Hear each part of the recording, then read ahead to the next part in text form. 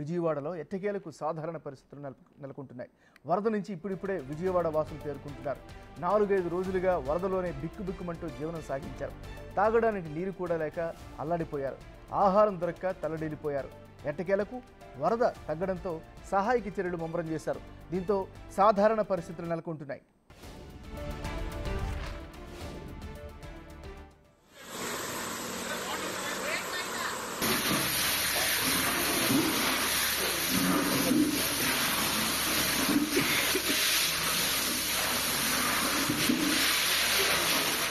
యుద్ధ ప్రాతిపదికన ఏపీ ప్రభుత్వం పనులు చేపట్టింది. ఫైర్ ఇంజిన్స్తో బురద క్లీనింగ్ పనులు చేపట్టారు. దీంతో జలవిలయం నుంచి విజయవాడ వాసులకు ఎట్టకేలకు రిలీఫ్ లభిస్తోంది. రోడ్లతో పాటు ఇళ్లలోని బురదను ఫైర్ ఇంజిన్స్తో తొలగించేస్తున్నారు. మరోవైపు పారిశుద్ధ్య పనులను వేగవంతం చేశారు. ఇప్పుడిప్పుడే బెజవాడ వాసులు ఊపిరి పీల్చుకుంటున్నారు.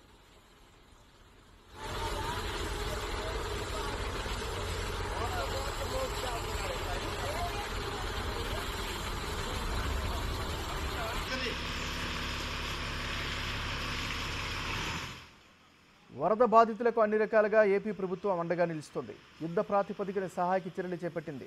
వరద బాధితులకు ఎప్పటికప్పుడు ఆహారాన్ని అందించారు. స్వయంగా సీఎం చంద్రబాబు రంగంలోకి దిగారు. వరద ప్రభావిత ప్రాంతాల్లో పర్యటించారు. సహాయక చర్యలను పర్యవేక్షిస్తున్నారు. డ్రోన్ల, హెలికాప్టర్ల సాయంతో చివరి మనిషి వరకు ఆహారాన్ని అందించారు. ఈ రోజు నుంచి నిత్యావసరాలను పంపిణీ చేయనున్నారు. ఒక్కో కుటుంబానికి 25 కిలోల బియ్యం, కిలో పప్పు, కిలో చక్కెర, 2 కిలోల బంగాళాదుంపలు, 2 కిలోల ఉల్లిపాయలు ఇస్తారు. సాయంత్రానికి విద్యుత్ పునరుద్ధరణ పనులు సైతం పూర్తి కానున్నాయి.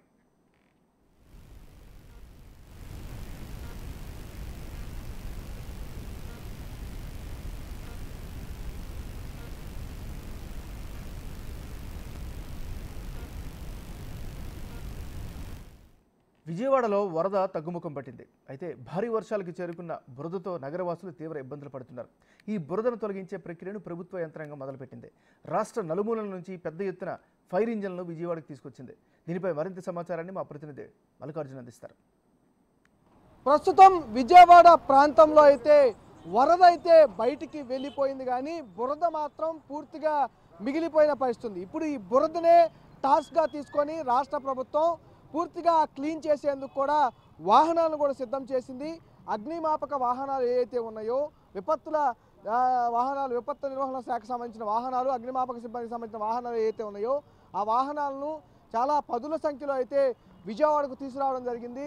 వీటినన్నిటినీ కూడా ఇక్కడ BRTS రోడ్లో కూడా ఏర్పాటు చేయడం జరిగింది. ఈరోజు ఉదయం నుంచి కూడా వాహనాలు తమ పని చేసుకుంటూ వెళ్తున్న పరిస్థితి కనిపిస్తూ ఉంది.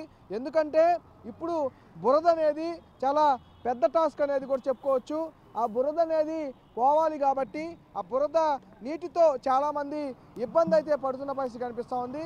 ఇప్పుడు ఆ బురద మొత్తాన్ని క్లీన్ చేయాలంటే ఇలా వాటర్ తీసుకొచ్చే ట్యాంకుల వల్ల అయితే పూర్తి స్థాయిలో పోదు కాబట్టి, ఫోర్స్ఫుల్గా బురద అనేది పోవాలి కాబట్టి మొత్తం క్లీన్ చేసేందుకు అగ్నిమాపకకు సంబంధించిన వాహనాలను సిద్ధం చేయడం జరిగింది.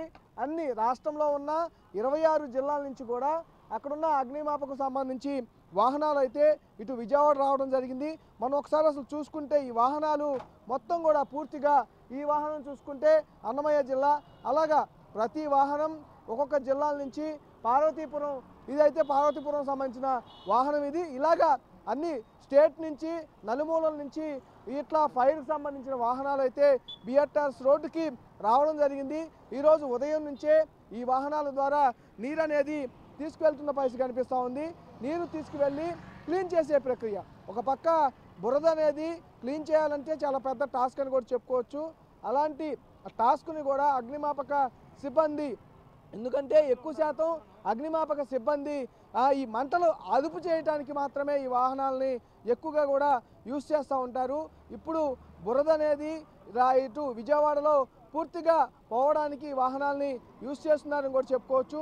దానికి సంబంధించి వాహనాలన్నీ కూడా పదుల సంఖ్యలో ఈ వాహనాలు అయితే BRTS రోడ్డు మీద పార్క్ చేసిన పరిస్థితి ఉంది. ఈరోజు ఉదయం ఈ వాహనాలన్నీ కూడా ఇక్కడికి ఏదైతే BRTS రోడ్ అంటే సింగునగర్కి కొద్ది దూరంలోని వాహనాలన్నీ రావడం జరిగింది. ఈ వాహనాలన్నీ నీటిని నింపుకొని ఫోర్స్ఫుల్గా, ఎందుకంటే బురద పోవాలంటే చాలా కష్టంతో కూడుకున్న పరిస్థితి, వాళ్ళు క్లీన్ చేసుకోవాలన్నా ఇబ్బందిగా ఉంటుంది కాబట్టి అందుకోసం ఈ వాహనాలను కూడా సిద్ధం చేసి ఫోర్స్ఫుల్గా బురద అనేది క్లీన్ చేయడానికి తీసుకొచ్చిన పరిస్థితి కనిపిస్తూ ఉంది. పూర్తిగా ఈ వాహనాలు మొత్తం కూడా క్లీన్ చేస్తున్నందుకు వాడుతున్న పరిస్థితి కనిపిస్తూ ఉంది. ఎక్కువ నీటి అనేది దీని నుంచి తీసుకెళ్ళడానికి ఉపయోగం ఉంటుంది కాబట్టి ఇప్పుడు ఈ వాహనాలని విజయవాడ నలుమూలలు అంటే రాష్ట్రంలో ఉన్న నలుమూలల నుంచి ఈ వాహనాలు అనేవి విజయవాడ రావడం జరిగింది. ప్రధానంగా బురద అనేది క్లీన్ చేయాలంటే చాలా పెద్ద టాస్క్ అని చెప్పుకోవాలి. చాలామంది ఇబ్బందులు ఎదుర్కొన్న పరిస్థితి కనిపించింది. ఇప్పటి వరకు వరదతో తీవ్ర ఇబ్బందులు ఎదుర్కొన్నారు.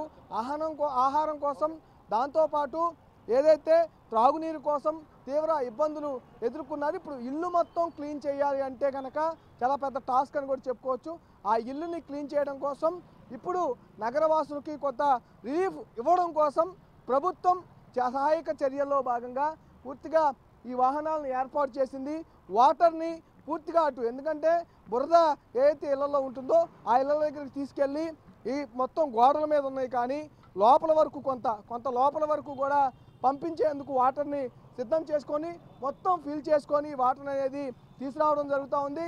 సింగనగర్లో ఇప్పుడు ఈ వాటర్ అనేది సింగనగర్ లోపలికి వాహనాలు వెళ్తున్న పరిస్థితి కనిపిస్తూ ఉంది.